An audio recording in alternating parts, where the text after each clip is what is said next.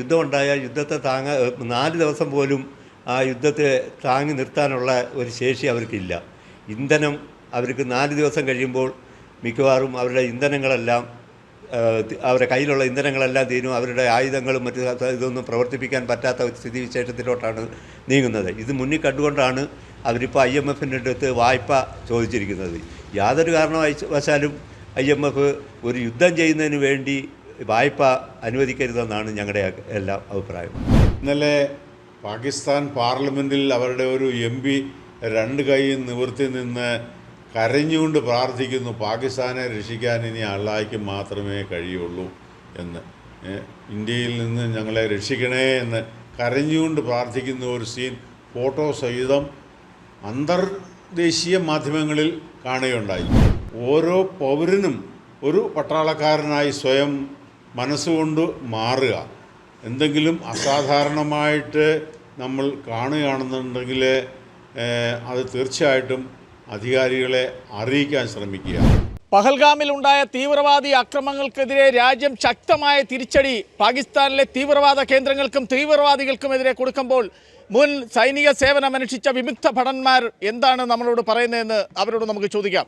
21 വർഷം ഇന്ത്യൻ എയർഫോഴ്സിൽ സേവനമനുഷ്ഠിച്ചതിന് ശേഷം 1981 വിരമിച്ച ആളാണ്.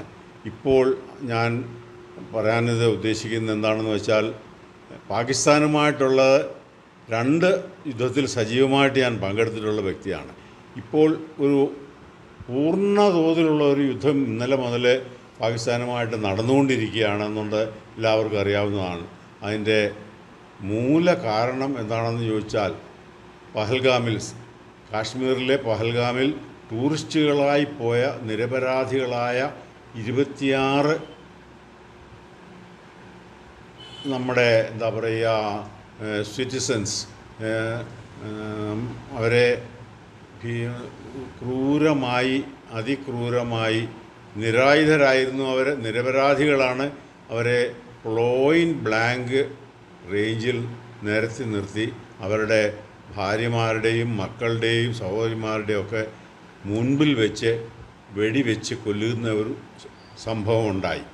അപ്പോൾ അതിൻ്റെ പ്രതികരണമായിട്ട് നമ്മുടെ ശക്തനായ പ്രധാനമന്ത്രിയും മറ്റ് എന്താ പറയുക ആഭ്യന്തരമന്ത്രിയും പ്രതിരോധ മന്ത്രിയെല്ലാം കൂടി കൂടിയാലോചന നടത്തി അതിന് നമുക്ക് തീർച്ചയായിട്ടും ഒരു തിരിച്ചടി നൽകണം. അവർ വാർണിംഗ് കൊടുത്തിരുന്നു. എന്നിട്ട് അങ്ങനെയാണ് 15-ാം നാളിൽ ഭീകരരുടെ കേന്ദ്രങ്ങൾ മാത്രം ലക്ഷ്യമിട്ട് ഇന്ത്യൻ വ്യോമസേന ഒരു ആക്രമണം നടത്തിയത്. ഭീകരരാണല്ലോ നമ്മുടെ ആൾക്കാരെ വധിച്ചത്. അപ്പോൾ അവരോടുള്ള പ്രതികാരം രാജ്യത്തിനെ ബോധ്യപ്പെടുത്താനും ആ മരണപ്പെട്ടവരുടെ ആത്മാവിന് ശാന്തി കിട്ടാനും വേണ്ടി മാത്രം ചെയ്ത ഒരു പ്രകോപനമില്ലാത്ത പ്രകോപനത്തിന് എതിരായിട്ടുള്ള ഒരു സൈനിക നടപടി ആയിരുന്നു അത്. അതോടുകൂടി ഇന്ത്യ ഏറെക്കുറെ അത് അവസാനിപ്പിക്കാനും തീരുമാനിച്ചതാണ്. അത് ലോകരാഷ്ട്രങ്ങളെയും പാകിസ്ഥാനെയും അറിയുകയുണ്ടായി. ഇനിയും പാകിസ്ഥാനിൽ നിന്നും അതിനൊരു മറുപടി പ്രതിരോധ ആക്രമണം ഉണ്ടായാൽ മാത്രമേ ഞങ്ങൾ എന്തെങ്കിലും ചെയ്യുള്ളൂ എന്നും പറഞ്ഞിരുന്നു. പക്ഷേ അതല്ല സംഭവിച്ചത്. പിറ്റേ ദിവസം പാകിസ്ഥാൻ്റെ ഭാഗത്തു നിന്നും ജമ്മു ഉറിയിലുള്ള ഒരു ഗ്രാമീണ മേഖലയിലേക്ക് അവർ മിസൈൽ വർഷിക്കുകയും ഏതാനും വീടുകൾ കത്തി നശിക്കുകയും ഗ്രാമീണരായ 15 പേർ കൊല്ലപ്പെടുകയും ചെയ്തു. അപ്പോൾ അത്രയായപ്പോൾ പിന്നീട് ഇന്ത്യ ഇനിയും ക്ഷമിക്കേണ്ടെന്ന കാര്യമില്ലെന്ന് നമ്മുടെ ഭരണകർത്താക്കൾക്ക് തോന്നി. അതിനെ ജനവും പ്രതിപക്ഷ നേതാക്കളും എല്ലാവരും പിന്തുണച്ചു. അതിൻ്റെ ഭാഗമായിട്ടാണ് ഇപ്പോൾ ഒരു പൂർണ്ണ യുദ്ധത്തിലേക്ക് നമ്മൾ നീങ്ങിയിരിക്കുന്നത്. ഇപ്പോൾ പാകിസ്ഥാൻ IMFൽ ലോണിന് അപേക്ഷിച്ചിരിക്കുകയാണ് ഈ യുദ്ധസമയത്ത്. അതിനെക്കുറിച്ച് എന്താണ് പറയുന്നത്? ലോണ് യഥാർത്ഥത്തിൽ പാകിസ്ഥാൻ ഇപ്പോൾ ലോണിന് അപേക്ഷിച്ചെന്ന് എന്ന് പറയുന്നത്, അവർക്ക് ഈ യുദ്ധം ഉണ്ടായാൽ യുദ്ധത്തെ 4 ദിവസം പോലും ആ യുദ്ധത്തെ താങ്ങി നിർത്താനുള്ള ഒരു ശേഷി അവർക്കില്ല. ഇന്ധനം അവർക്ക് 4 ദിവസം കഴിയുമ്പോൾ മിക്കവാറും അവരുടെ ഇന്ധനങ്ങളെല്ലാം അവരുടെ കയ്യിലുള്ള ഇന്ധനങ്ങളെല്ലാം തീരും. അവരുടെ ആയുധങ്ങളും മറ്റു ഇതൊന്നും പ്രവർത്തിപ്പിക്കാൻ പറ്റാത്ത ഒരു സ്ഥിതിവിശേഷത്തിലോട്ടാണ് നീങ്ങുന്നത്. ഇത് മുന്നിൽ കണ്ടുകൊണ്ടാണ് അവരിപ്പോൾ IMFൻ്റെ അടുത്ത് വായ്പ ചോദിച്ചിരിക്കുന്നത്. യാതൊരു കാരണവശാലും IMF ഒരു യുദ്ധം ചെയ്യുന്നതിന് വേണ്ടി വായ്പ അനുവദിക്കരുതെന്നാണ് ഞങ്ങളുടെ എല്ലാം അഭിപ്രായം. യുദ്ധത്തിൻ്റെ ഒരു ആക്രമണം, തീവ്രവാദ കേന്ദ്രം നോക്കി ആക്രമണം നടത്തിയപ്പോൾ തന്നെ പാകിസ്ഥാൻ്റെ പ്രധാനമന്ത്രിയും സൈനിക മേധാവിയും ഇന്നലെ മുതൽ ബാങ്കറിലാണ്. അപ്പം അതിനെക്കുറിച്ച് എന്താണ് പറയാൻ? അതിപ്പോൾ പറയുകയാണെങ്കിൽ മാധ്യമങ്ങളും മുഖേന വന്ന വാർത്തകളെ നമുക്കും അറിയുള്ളൂ. പ്രധാനമന്ത്രിയും അവിടുത്തെ പ്രതിരോധ മന്ത്രിയും സൈനിക മേധാവിയും അടക്കം സുരക്ഷാ കാരണങ്ങളാൽ ബങ്കറിലാണ് ഇപ്പോൾ താമസിക്കുന്നത്. ഇന്ത്യയുടെ ഇന്നലെ രാത്രി നമ്മുടെ സുരക്ഷാ ഉപദേഷ്ടാവ് അജിത് ഡോവൽ ട്വീറ്റിലും ഫേസ്ബുക്കിലും ഇട്ടായിരുന്നു ഇത്തരത്തിൽ ഒരു മെസ്സേജ്. മിക്കവാറും അത് ശരിയാവാനാണ് സാധ്യത. കാരണം അവർക്കറിയാം നമ്മുടെ സൈനിക ശക്തിയെയും അവരെ എവിടെ ആര് താമസിക്കുന്നു എന്നുള്ളത് പിൻപോയിൻ്റ് ചെയ്യാനുള്ള കഴിവും അവർക്ക് നന്നായിട്ട് ബോധ്യമുണ്ട്. അതുകൊണ്ട് തന്നെ ആയിരിക്കും അവർ തീർച്ചയായിട്ടും ബങ്കറിലേക്ക് മാറിയിട്ടുണ്ടാവാനാണ് സാധ്യത. കുറച്ചൊരു ഗൾഫിലോട്ടൊക്കെ സ്ഥലം വിട്ട് ഇവിടെ കുവൈറ്റിലൊക്കെ പോയിരിക്കുന്നു പറയുന്നു. അതിന് എന്നാൽ ക്ലിയർ ആണെങ്കിൽ ഇന്നത്തെ ടി വി ന്യൂസിലായിട്ടുണ്ടാകും. അതിന് ഉദാഹരണമായിട്ട് പറയുകയാണെങ്കിൽ ഇന്നലെ പാകിസ്ഥാൻ പാർലമെൻറ്റിൽ അവരുടെ ഒരു MP 2 കൈ നിവർത്തി നിന്ന് കരഞ്ഞുകൊണ്ട് പ്രാർത്ഥിക്കുന്നു, പാകിസ്ഥാനെ രക്ഷിക്കാൻ ഇനി അള്ളാഹ്ക്ക് മാത്രമേ കഴിയുള്ളൂ എന്ന്.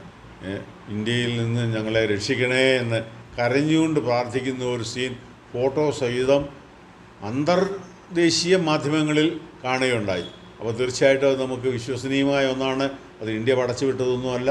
അപ്പോൾ അതാണ് അവിടുത്തെ ജനങ്ങളുടെയും അവരുടെ ജനപ്രതിനിധികളുടെയും വികാരം. പിന്നെ ഒരു പക്ഷേ ഭരണ നേതൃത്വത്തിൻ്റെയും മിലിറ്ററിയുടെയും മേധാവികളുടെയും ഒക്കെ എന്താ പറയുക ഈഗോ കാരണമായിരിക്കും അവർ ഇന്ത്യയെ ആക്രമിക്കാൻ തയ്യാറായതെന്നാണ് ഇപ്പം ഞങ്ങൾ വിശ്വസിക്കുന്നത്.